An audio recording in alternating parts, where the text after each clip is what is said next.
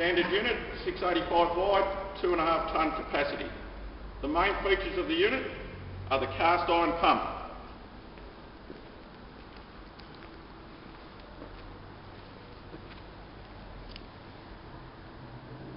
It also has 12 lubrication points.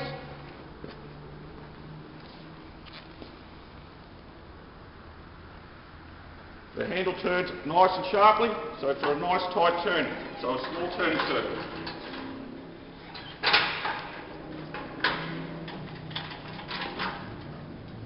It also has only single load wheels that fit into standard CHEP pallets.